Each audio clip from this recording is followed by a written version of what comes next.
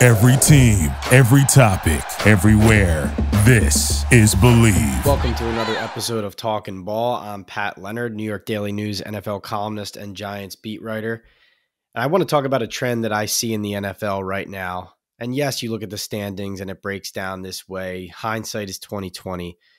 But what I see in the 2022 season more than anything right now is that good coaching is producing results and bad coaching is putting teams behind the eight ball. Again, I know the standings kind of bear out the argument for me, but teams like the Philadelphia Eagles and how creative they've gotten on offense with Nick Sirianni to cater their system to what Jalen Hurts does well. You look at the New York Giants and the fact that on both sides of the ball, they are flexible, they're versatile, they adjust well in games. I've watched them outcoach several teams already. It's why they're 5-1, whether it was going up against Baltimore, a coaching staff that is revered around the league. They certainly outcoached the Green Bay Packers in London. But even Bill Belichick and the New England Patriots, a team that ever since Brady left has been doubted. Belichick gets doubted. Anytime the Patriots don't look like one of the best teams in the league, people love to say that he's falling off. But now Bailey Zappe has won 2 straight games, and the Patriots have been dominant against lesser opponents. And it's no shock to me that Bill Belichick and the Patriots are bludgeoning teams like the Browns. And Kevin Stefanski does some things well, but Bill Belichick can outcoach that team. You look at the Detroit Lions and what they did to Detroit. Bill Belichick versus Dan Campbell. These results are not surprising. Even the Seattle Seahawks, Pete Carroll, a guy who took a lot of heat for Russell Wilson being hindered in the offense and the game management that Carroll and Seattle ran during his time, especially later on in Wilson's time there. Look at what's happening or not happening on offense in Denver.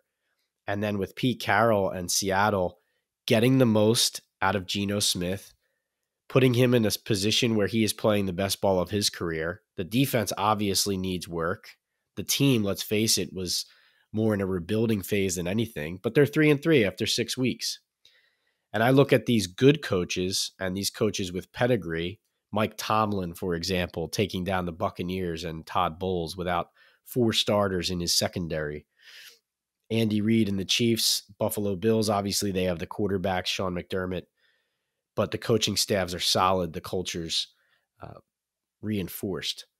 The Atlanta Falcons, Arthur Smith, a younger coach, not one of the established ones, but creating a game plan around Marcus Mariota, an offense that really looks more like a college tape than anything to beat the San Francisco 49ers. Obviously, Kyle Shanahan's team is banged up with injuries, but Smith deserves a lot of credit, and that's a team that nobody had doing anything this season, that is winning some games, competitive, and is difficult to stop. And when you, just like the Giants, you look at the roster and you look at the record, you look at the stats and you look at the record, why doesn't it add up? Well, because the coaches are getting the most out of what they have and because they are putting their teams in a position to succeed while others are not.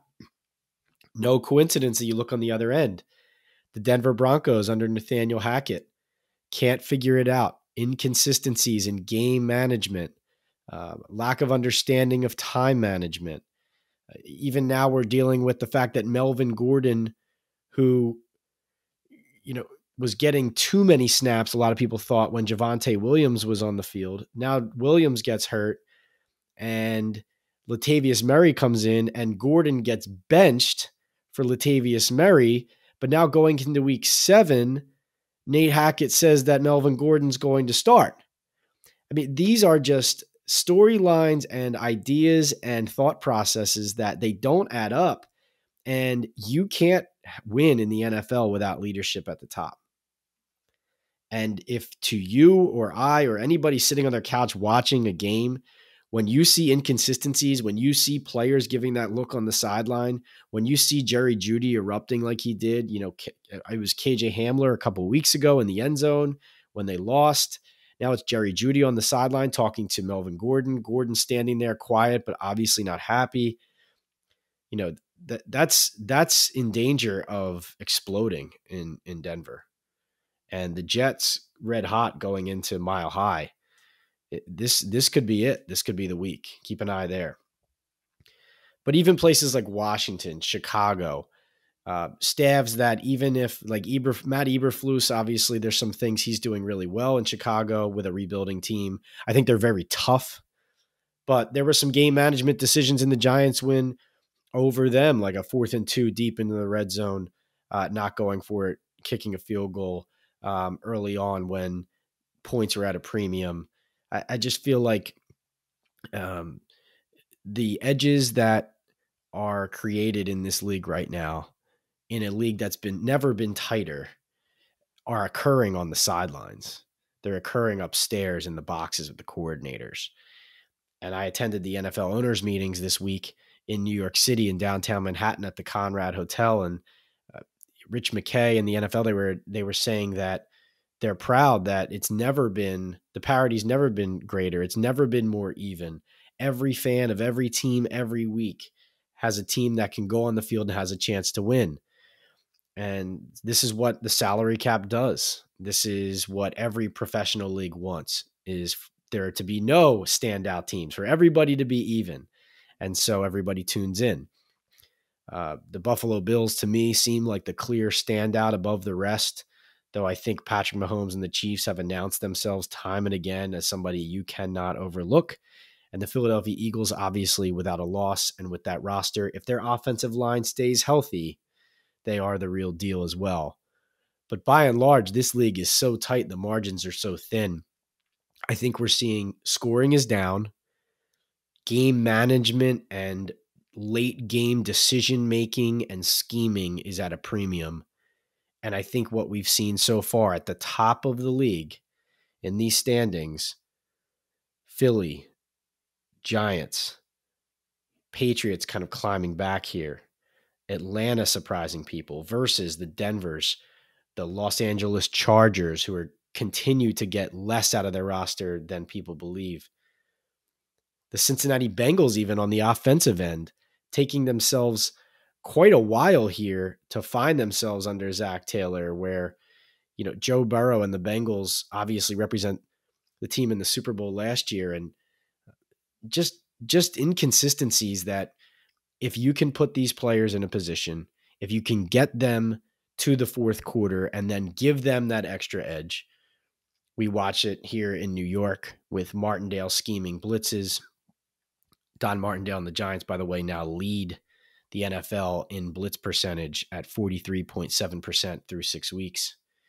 Or maybe it's Mike Kafka and Brian Daboll and the Giants offense scheming a wheel route to Matt Breida out of the backfield in a heavy formation, late to get important yards. These are just edges, around the edges in tight games that are making the difference. And I think that's why we're seeing teams surprise people. And I think that's why we're also seeing teams like the Arizona Cardinals with Cliff Kingsbury slip off, is because when the games are tight and when it comes down to fundamentals and who is teaching best, I think what we're seeing right now is the best teams are also the most well-coached teams. And it's more difficult at the moment in the NFL with it so balanced by the salary cap and parity at an all-time high. There aren't a lot of teams with the kind of talent across the board to just lift themselves out of bad coaching decisions and a rut that they might find themselves in. But enough of me droning on, because I have such a great guest this week. I want to get right to him, Chris Canty. Let's hear from Chris on the Giants, on the Jets, and on the entire NFL. All right, welcome back to Talkin Ball with Pat Leonard. We have a very special guest this week, Super Bowl champion, ESPN analyst, co-host of Canty and Carlin on ESPN Radio. He is the one and only Chris Canty. Chris, thanks so much for joining me, man. And Pat, thanks for having me on. I was trying to figure out why it took you so long to have me on your pod. This is awesome, man. Especially because we have a connection. So congratulations, first of all, on getting married. And I know you saw our guy, John Paradiso, to make that happen. Am I right? Oh, no doubt about it. Paradiso took care of me, and my wife couldn't be happier, not only with the engagement ring I got her, but she also loves her wedding band. So Shout out to John Paradiso. Yeah, Johnny P down in the Bowery. Go check him out. So, Chris, we're here to talk football, and this is an NFL podcast, but I cover the Giants as well, and we got to start there. 5-1. You told me in May at a charity event in Manhattan about Kayvon Thibodeaux. You said, this kid's going to be a leader. You told me that back then before he'd played a single game. Here he is, sack fumble on Lamar Jackson to get a win. Why did you know that back then? And what are you seeing from the Giants rookie so far that impresses you? Well, there were a couple of things. First off, the dominant traits that he showed at Oregon. The first step is what jumps out to you. And then just the relentlessness that he played the game with. That's the things that you saw from his college tape. And then when you hear the kid talk in interviews, the confidence, the way that he carries himself, it was only a matter of time. Once he got the production on the field, players in that locker room are going to gravitate toward him. And Pat, there was no better way for a guy to get on the stat sheet with his first sack in the NFL than the way that we saw Kayvon Thibodeaux on Sunday against Lamar Jackson, who is on the short list of quarterbacks that are MVP candidates through the first 6 weeks of the season. For him to have a sack fumble in that moment and essentially seal the game for the New York Giants, I mean, you couldn't have scripted it any better. And I remember taking to Twitter as soon as that play happened, and I said, that's why you use premium picks on pass rushers. They're like closers in baseball. They win you football games. And that's exactly why the Giants invested the number 5 overall pick on Kayvon Thibodeaux. It seems like it's going to be well worth it in the end. So you played for Wink Martindale on the team with Wink. And what difference does it make for Kayvon as a pass rusher that Wink is his DC? Well, Wink is not going to be stubborn in his approach. He's going to look at the talent that he has and try to put guys in situations to do things that they do well, and conversely, keep them out of situations where their deficiencies can be exposed. And I think Wink does a masterful job of that. He also understands the personnel that he has and what his scheme might, what he might be comfortable with in terms of what his scheme is. He'll be willing to move off of that and go with more unconventional approaches, which is something that we're seeing with the Giants defense, right? Their base defense essentially is a 3-3-5. And you don't see that in the National Football League. That's more of a high school or college defense. And when I say 3-3-5 for the audience that's listening, it's 3 down linemen, 3 linebackers, and 5 defensive backs. You typically don't see that in the National Football League. But that's what the New York Giants on the defensive side of the ball have chosen to go with. And I think that's based on the personnel that they have.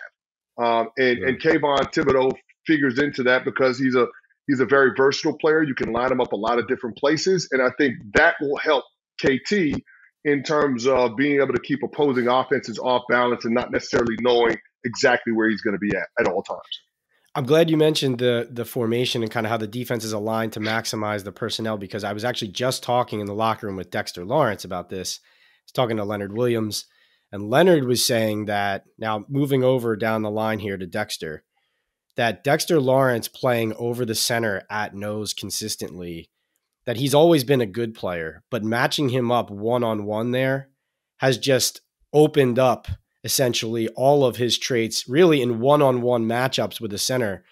And, from a pass rusher standpoint, defensive lineman standpoint, like you've been there rushing the quarterback, what is the feeling like when a DC puts you in a position where suddenly all of your talents are maximized? And do you agree with me that we're kind of seeing Dexter Lawrence blossom into the player, the best player he's been since he entered the NFL?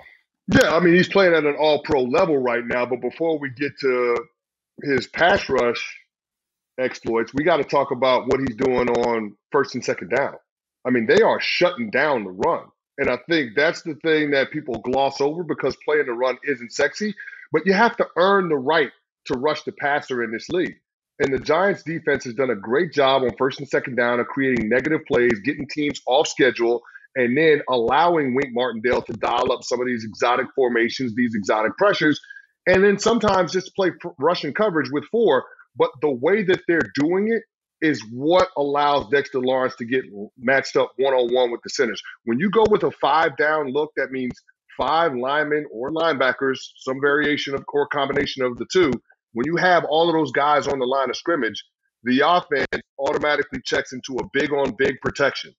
which means one-on-ones across the board. Now, if all of those guys don't rush, then you're talking about, another line somewhere else along the line. But what that does with the interior guys, particularly the guy that's on the nose over the center, is for him to win early in the down in a one-on-one pass rush situation. And every defensive lineman will tell you this, Pat, the worst pass protector on any offensive line is the center, period. He's the worst. And so when you put your best interior rusher, and that right now I think it's fair to say that Dexter Lawrence is the best interior rusher because he's playing at a higher level than Leonard Williams right now. When you put that guy on the nose, on the center, good things are going to happen for your defense. It's going to create quick pressure in the quarterback's face. And that's how the Giants are able to take advantage of some of the miscues that opponents have been, I guess, prone to make going up against the pressure-style defense of Wink Martindale. So, Chris, my question becomes, when you look at the Giants and you look at the stat books and you say, okay, I can tell which team won this game. Then you look at the final score and you say, wait a second, the Giants got outgained, they got outrushed, and they're still winning these. Do you sense any kind of magic or good feeling around this Giants team that because they've gotten early results, it's breeding success? Because you've played on winning teams, you played on a Super Bowl team, so no one would know better than you maybe what's going on in the locker room where the games are close. Maybe you're getting outplayed, but you're still getting the victories. Well, here's what I'll say. The early results and them being able to do a lot of winning at this portion of the season, it just serves to reinforce the messaging that Brian Daboll and this entire coaching staff have been preaching to this team since they got here earlier in this offseason. And so from that standpoint, I think the program and the development of the infrastructure is only going to take off from here. So I feel great about that part of it. Now, as it pertains to what's happening on the field and the results, Bill Parcells said it best. The best players don't always make the best team, but the best team always wins. This Giants team, the sum of it is greater than the individual parts. So I think a lot of people have to get past just looking at the talent on paper and recognize the high level of execution that we're seeing, especially in the critical phases of the game. You look at the Giants defensively, they're a top 5 unit on third down. They're one of the best defenses in the red zone. That matters.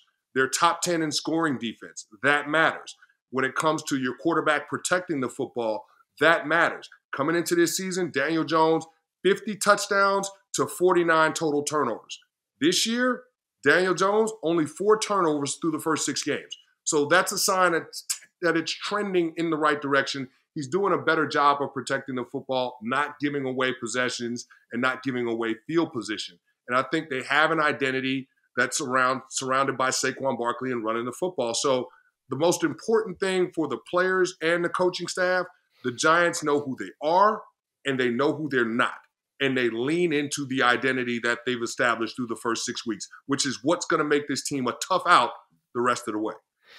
Fun to cover a winning team for once, let me tell you. But conversely, it's interesting you bring up turnovers. You're absolutely right about Daniel. But it was interesting watching the end of that game, and it's not Daniel Jones committing the backbreaking turnover, it's Lamar Jackson. And so shifting gears over to Baltimore, you have a team that you would expect at the end of this season to continue to be in one of the contenders in that category. But you look at Baltimore now, Chris, they've lost a 21-point lead to the Dolphins, a 17-point lead to the Bills, a 10-point lead to the Giants in the fourth quarter. Like, is it time to be worried that not only the Ravens, but then Lamar also in particular after this killer turnover, that this is going off the tracks and they're not going to be the team that we thought they were? No, I'm not worried about Baltimore, and I'm not worried about Lamar Jackson, and here's why. I got too much information to the contrary about Lamar, especially in the fourth quarters of games in his career in the National Football League. Coming into this year, Lamar Jackson in the fourth quarter in a one-possession game is 21-11. And you're talking about a guy that has 12 total touchdowns to only 2 interceptions. The guy is a baller, especially when it matters the most. Now, if you want to look at the turnovers that he's had in the fourth quarter this year, the first one against the New York Jets is a throwaway because that game was a runaway in week 1. That doesn't matter. But he had 2 turnovers against the Buffalo Bills in the fourth quarter, 2 turnovers against the New York Giants in the final 3 minutes of that game. I would attribute that to a player that's pressing It might be because the defense has allowed 45 total points and 379 total yards in fourth quarters in games. Or it could be that he's missing his number one receiver in Rashad Bateman. Remember, in the second half of that Bills game, he got injured in the third quarter, wasn't available for that fourth quarter, didn't play at all in the Giants game. So when you take away a quarterback's true number one receiver, it limits the answers that player has, especially against pressure looks, which is what Wink Martindale was dialing up against Lamar. So I'm not worried about the Ravens. A lot of their issues are going to get better. Rashad Bateman could be back this week. Defensively, they're going to get David Ojabo, their second-round pick, back. He's practicing now. Tyus Bowser is back practicing now. So those guys up front are going to be able to generate more pressure and alleviate some of the ails that the back end of that Ravens defense has experienced through the first third of the season. So Baltimore will be fine. They're well coached. And Pat, I'll say this, through the first third of the season, they're still sitting in the pole position in the AFC North. Baltimore will be fine. Good point. Good point. Along the same lines of wondering if a team is for real or it's time to be worried, I wanted to give you 3 NFC teams that everybody thought was going to be good and looks like they're struggling out of the gate. I want you to keep one, dump one, and wait and see on one. Now, obviously, you might want to keep all of them, but Let's see if we can break it into the 3 categories. So I'm going to give you the Green Bay Packers with Aaron Rodgers and a team that just looks like it's lost its way after losing twice in a row or to both New York teams. You have the Los Angeles Rams with Matt Stafford turning the ball over and a bad offensive line. And the Tampa Bay Buccaneers with Tom Brady missing walkthroughs the day before the game to go to Robert Kraft's wedding and just discombobulated, with Todd Bowles saying that guys are still living off of their Super Bowl. So which one do you keep? Which one do you wait and see? And which one do you dump? Green Bay, Rams, Tampa. Oh, Pat, I thought you were going to make it tough on me. This is easy. I'm going to keep the Tampa Bay Buccaneers. I'm going to wait and see on the Green Bay Packers, and I'm going to dump the LA Rams.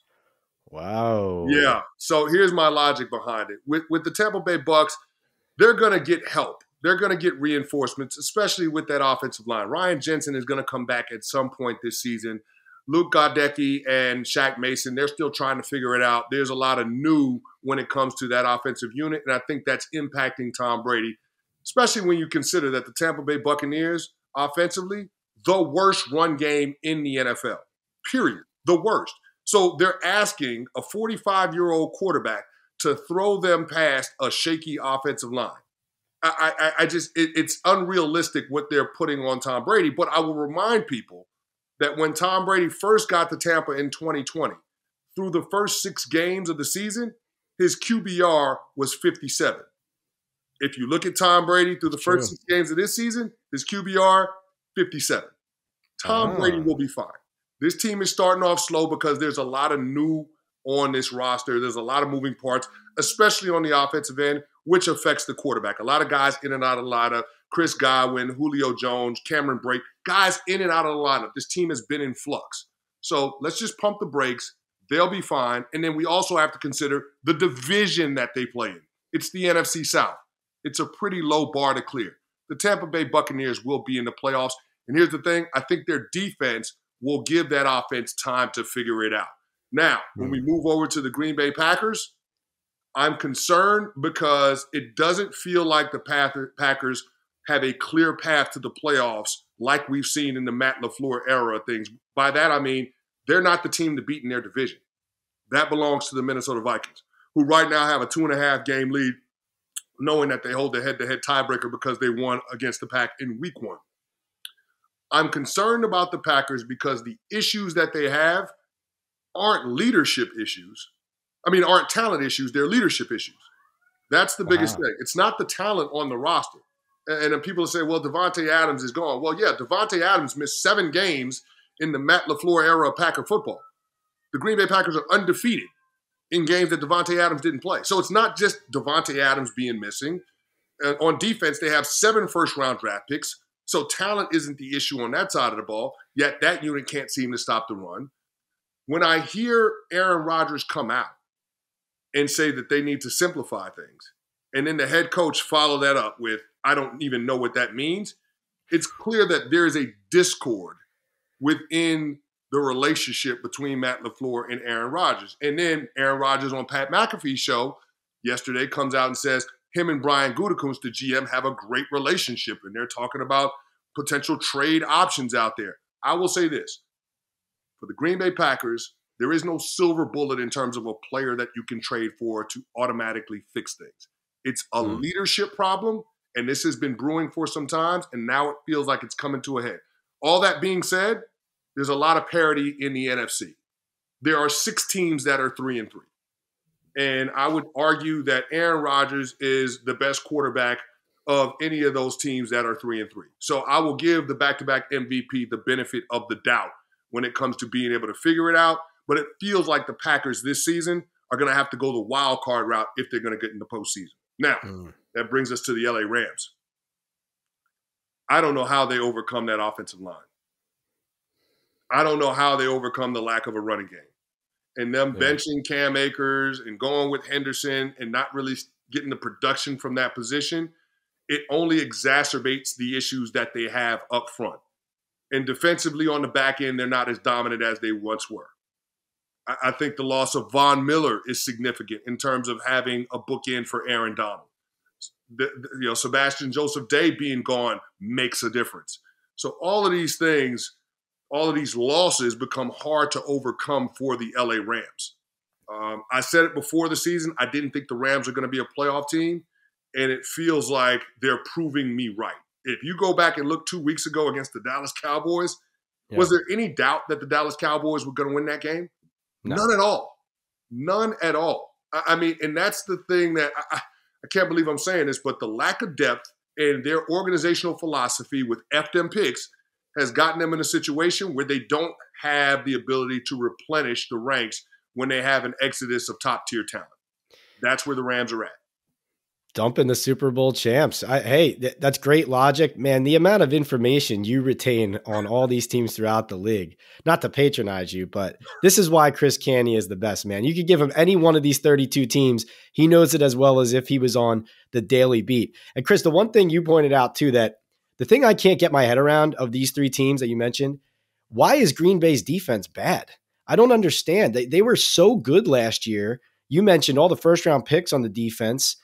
Jair Alexander, I've watched him every year. I feel like he's one of the best players in the league nobody talks about. Yep. I just don't see why they haven't figured it out. That obviously you pointed out to the real problems right at the top, but their defense is just, it's not, I thought it was going to be the best in the league, but it's not only is it not even close, it is an Achilles heel for them right now. No, it is. And you brought up the secondary. Think about this. They've got 3 first-round draft picks in the secondary with Stokes, Savage, and Jair Alexander. I mean, 3. And yet they're allowing quarterbacks to complete 71% of their passes, which is by far the worst in the National Football League. 71%. It's historically bad, Pat. That pass defense is awful. And then on top of that, they can't stop the run. And there is no excuse about a new defensive scheme because Joe Barry was there last year when they were a top 10 unit. So I don't understand why the Green Bay Packers defense all of a sudden isn't good. And you look at their second half scoring differential, not only can the Pack not score points in the second half on offense, they can't stop anybody on defense. They're minus 37 in second half scoring differential. That's good for 30th in the NFL. What the hell is going on with the Packers? I don't know. But again, when we start talking about their issues, it's not talent, it's leadership. They don't have the leadership at the top of the organization to set the agenda for the rest of the locker room. And that's why you have, dare I say, one of the most underachieving teams in the National Football League. Wow. Yeah, no, I totally agree with you. And I'll just say from somebody who was in London at that Giants-Packers game, just being objective about it, I watched one coaching staff outcoach the other. Yes. I absolutely saw that. I mean, it was not hard to see live, and the tape only shows that too. Credit to the Giants, less credit to the Packers. And while we're talking to Green Bay, I want to shift to another team, a local team who is exceeding expectations, and that's the New York Jets, Robert Saleh's New York Jets. Chris, early on, this looked like a team that, same old Jets, mistakes. Is the quarterback any good? Are they going to figure it out? And suddenly they are just punching teams in the nose. and not letting up, through the fourth quarter. I'm talking to Woody Johnson at the owners' meetings. He's got his chest all puffed out saying, the NFL and the world is better than when New York wins. Mm-hmm. Hard to argue with him. Yep. But why is this happening for the Jets? Why did everything suddenly snap and click and they're going into Lambeau and knocking off the Packers? Well, I'll say this. I think it starts with their defense, and I would argue with anyone that disagreed on Quinnen Williams being the second best defensive tackle in all of football. Mm-hmm. I mean, he's been that good. You're talking about 5 straight games with the sack, and this guy also had a block kick that was instrumental for this team's success up in Lambeau. But think about it. You're talking about the Jets of all teams going into Pittsburgh 3 weeks ago and winning there, where they've only won 1 game since 1969 before what we saw against the Steelers and Kenny Pickett. Then you're talking about them going into Lambeau and winning that game. These are not games that people had the Jets winning on the bingo card coming into this season at all. But I think that their head coach has finally got them believing on the defensive side of the ball. It helps to have a shutdown corner like Sauce Gardner, who is amongst the NFL's best even as a rookie. And then you see what they're doing on the offense with Breece Hall in that running game, and then Garrett Wilson and Corey Davis in that receiving core coming up with timely plays. So I think it's much more about the defense and the running game and the special teams leading the charge, and then Zach Wilson, for lack of a better term, being a passenger on this team's ride to success. But I mean, you have to feel good about the development of the program that Rob Saleh's had. I mean, it sounds crazy. I remember he said that whole receipts thing. It sounded crazy at the beginning of the year, but you're starting to see some of the work that they've put in start to pay off. And I think there's something tangible there that Jets fans can believe in, and you have to feel good about it. Listen, it's a really, really good defense, and they're only going to get better because with each passing game, they're going to get more confidence. Tom Coughlin used to say this all the time. Confidence comes from demonstrated performance. And going on the road and winning in Pittsburgh and winning in Green Bay is only going to make this group a little more brash. It's only going to up their swag. And I would suspect that this is going to be a team that nobody wants to play moving forward. Think about this, Pat, and we haven't been able to say this. If the playoffs started today, the New York Jets would be the 6th seed in the AFC. How wild is that? If the playoffs started today, the New York Jets are in. That is insane to me.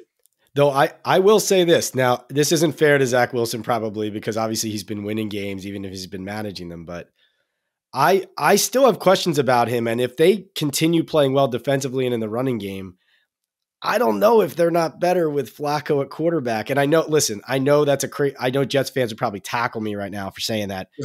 But I just mean if you get down later into this season and the team's winning, but maybe he cost you a game with some turnovers. Listen, for the future, you want the kid to play. Yeah. You don't want to harm that, but not to stir it up too bad here in New York, but I look at them and I just say, could the veteran manage the game the way they are built if we're actually talking about a team that's in contention down the stretch? Am I crazy for saying that or no? You're not crazy for saying that, but now you get into a question of the organizational philosophy. Is this season about the development of the culture or the development of the quarterback? That's the question that you have to ask. I don't know the answer. I don't know what Joe Douglas and Rob Saleh are landing on if you pose them that question. But if it's about the development of the culture because there's been so much losing, then there's an argument to be made about Joe Flacco being the quarterback. But if it's about trying to develop the quarterback, knowing that this is probably not going to be a Super Bowl year for your team, then I can understand that part of it too. Like I get both sides of it. I probably would lean toward playing Zach Wilson because it's a quarterback-driven league, and you did invest the 2nd overall pick in the kid. So you have to let him play. You have to build up his confidence, and I think them continuing to win games is going to help that. Yeah. And as that defense continues to become more dominant, I think that'll open things up for Mike LaFleur in terms of the risks that he's willing to take with Zach Wilson. And then we'll see whether the kid's talent and development can take him there. But that's ultimately what it'll be. But if you look at most quarterbacks that come into this league that have success, they usually have a strong defense and a strong running game to support them if they develop properly.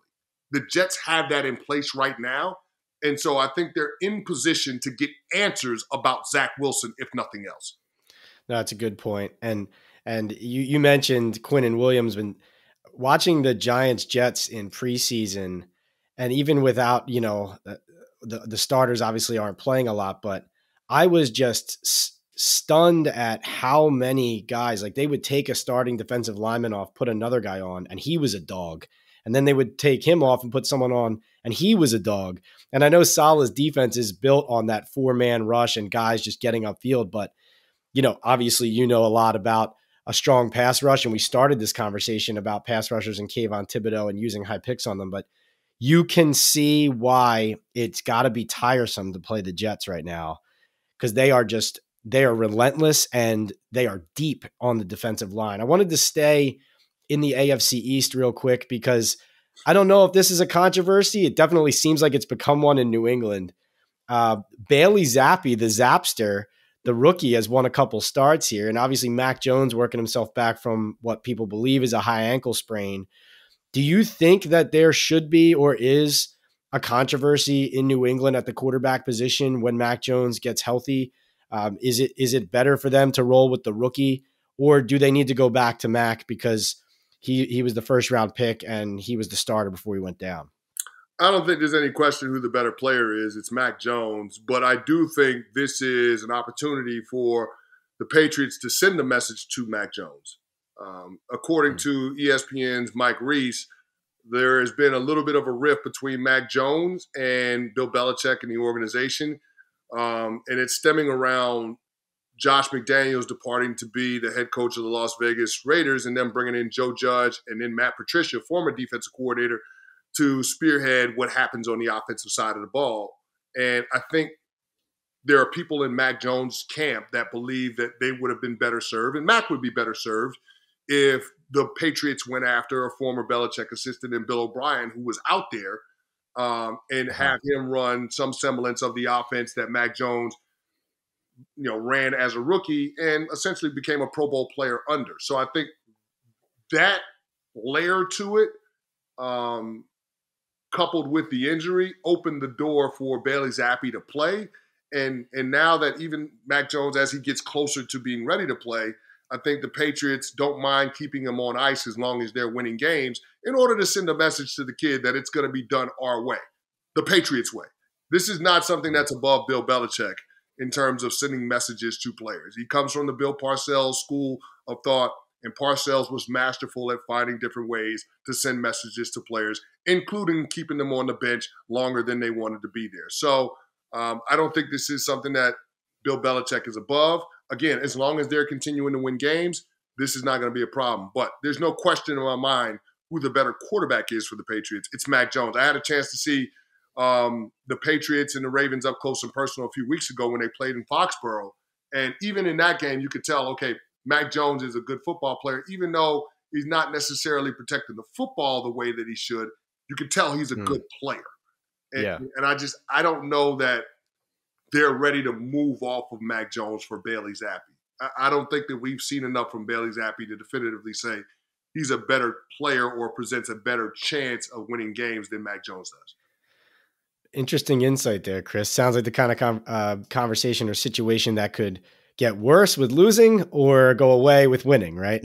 As it always winning does. is the ultimate deodorant, right? So as long as they continue to win games, it'll be fine. But I imagine that Mac Jones will step in and be the starting quarterback sooner rather than later. Great. And I wanted to get you out of here with a couple league questions. Number one is, as a former player, so right now the NFL is proud that parity has never been better than it is now. So any given week, any game, anyone can win. All the games are close. The margin of victory is lower than it's been in previous years.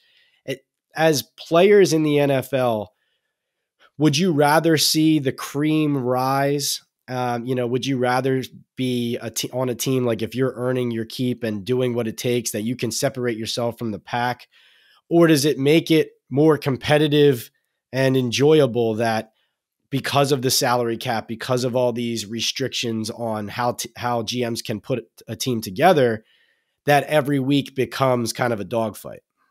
Oh, I like it. I like every week being a dogfight. I like that every game means so much. Every win or loss is huge in terms of the magnitude and the implications. Like, give me that over having 3 or 4 dominant teams in the league. You know what I mean? Like, I like the parity. I like the competition. And if I'm being frank, the fact that we have a 17-game schedule instead of a 16-game schedule means we have a larger sample size to give teams the opportunity to form an identity and figure it out. We got to remember, there's only 3 preseason games now. There aren't 4, and most of these organizations aren't playing starters in the preseason.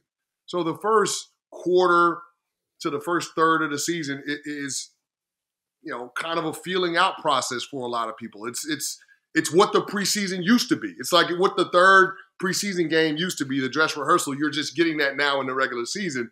And I know fans don't love it because it's not the sharpest brand of football, but for teams that are trying to compete for championships, it's not about winning in September and early October. It's about winning November and December in hopes of playing in January and possibly February. So I like the competition. I like the parity. I like the fact that you have 10 teams in the NFC right now that are 500 or better. Like, to me, that's what makes the NFL exciting because there's so many possibilities in terms of how this thing is going to play out.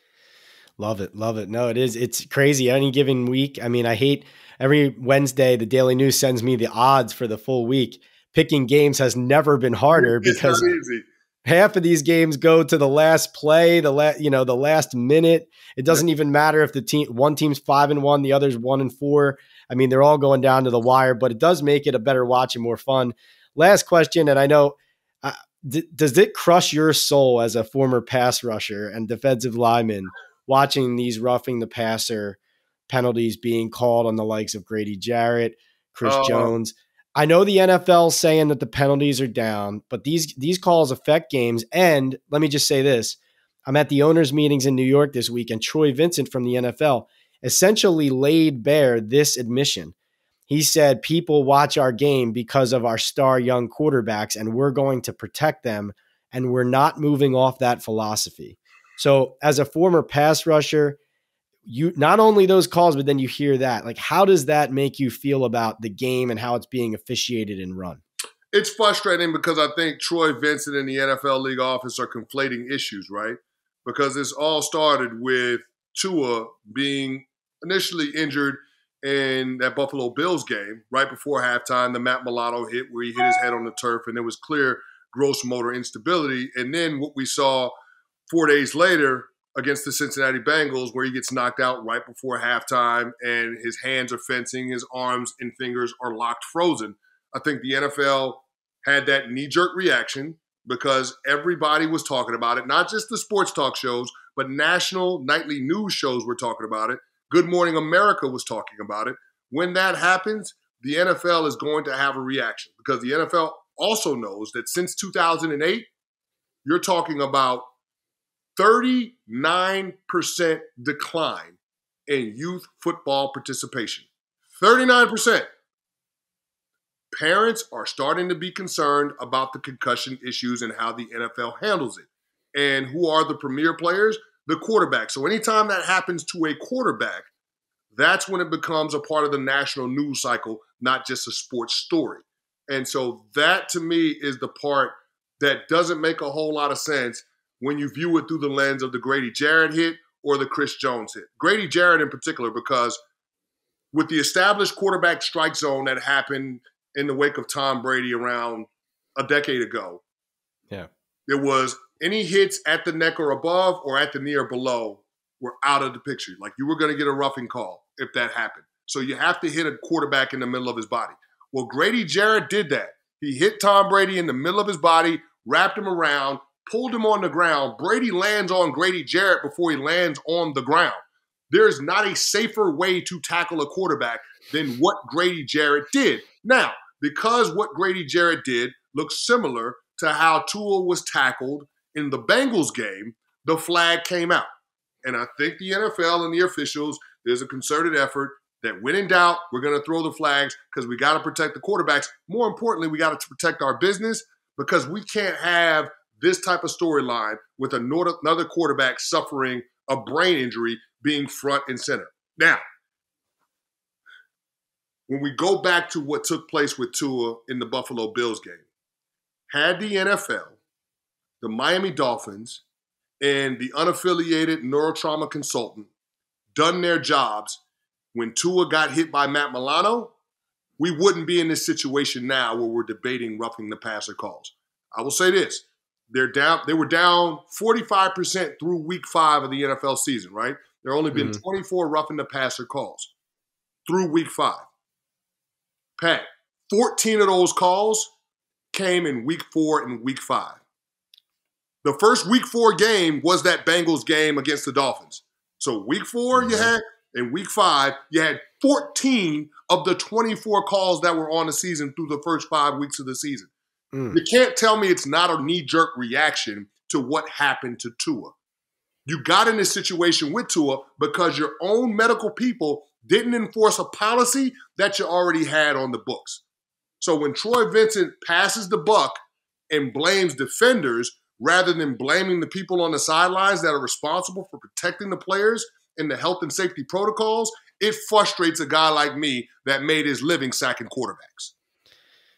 Chris, I couldn't agree more. One of the most intelligent people I know in and around the NFL, Chris Canty. Chris, did you want to say a little bit about your foundation? It seems like you're doing great work there. I appreciate the opportunity to plug, Pat. ChrisCantyFoundation.org is where you can find it. We're always doing things in the tri-state with a focus on our youth, making sure that we empower them with the resources, the tools they need in order to build their dream. There are a lot of different ways you can get involved. If you want to mentor young people, if you want to be a part of our reading program, if you want to be a part of service initiatives, or you just want to donate, go to chriscanty.org. You can find out more information. Get in where you fit in. And if it's not Chris Canty Foundation, there are a lot of other organizations in the tri-state area that are helping to make our community a better place. So I want to encourage you to get involved somehow. You can find him on ESPN, on TV, on radio, Twitter, Instagram. He's everywhere. Chris Canty, thank you so much, man. Really appreciate it. PAT, I appreciate you, man. All right, welcome back to Talkin Ball. We're going to do the 2-minute drill with Pat's picks. Going to use the FanDuel lines and go over some of my favorite picks for Week 7. Posted a 6-8 record, so almost 500 in Week 6. So we're going to look to bounce back here. A reckless best bet play by me with the 49ers against the Falcons. Won't make that same mistake again. So let's start here. I love the Jets plus 1.5 at Denver. Russell Wilson with a hamstring injury. The Broncos, 15.2 points per game, worst in the NFL. And the Jets kicker, Greg Zuerlein, 18 of 19 from 30 plus yards or 30 to 40 yards. That includes extra points. And 6 of 8 on 40 or 50 plus field goal attempts. I like that in a close game. The Jets, 23.8 points per game, 10th in the NFL. And I just think that the Jets are riding high right now, even though Denver's defense is pretty good.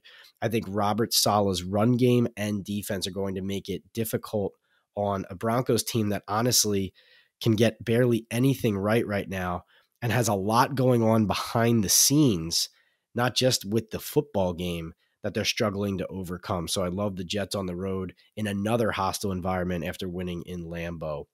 The Jaguars, -3 against the Giants. I got burnt picking against the Giants, taking the Ravens last week. I'm concerned about Saquon Barkley's shoulder, his right shoulder.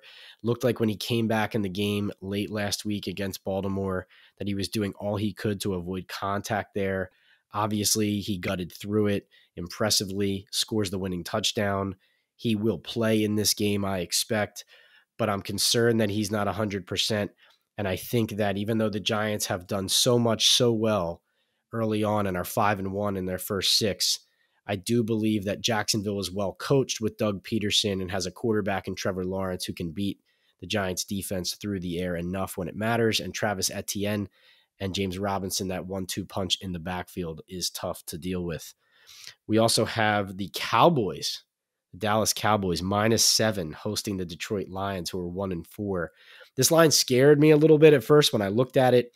The Lions are second in yards per game, third in points per game, and they're coming off a bye. But it looks like Dak Prescott's going to be coming back.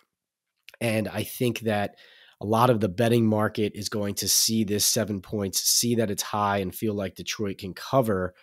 But I don't think it's right to look at the Dallas Cowboys' loss to the Eagles and feel like that means that this is going to be a tight one. I think the Cowboys' defense is going to feast here, and the Detroit defense is poor. And so, Tony Pollard, CD Lamb, I do believe Dak Prescott and the Cowboys are going to roll in this one, and it's going to be a blowout. And another game I like, and this is my best bet, is the New England Patriots hosting the Chicago Bears on Monday Night Football. 7.5 point favorites, which is a lot. And, obviously it could be Bailey Zappe, the rookie again, could be Mac Jones with the high ankle sprain coming back. Either way, though, the coaching matchup of Bill Belichick against Matt Eberflus and Belichick's defensive mind and figuring out how to not only fluster but turn over Justin Fields, I think will result in a very lopsided performance. Again, we've already seen Belichick take Stefanski and Campbell to the woodshed with the Browns and the Lions the last 2 weeks. I think that continues here.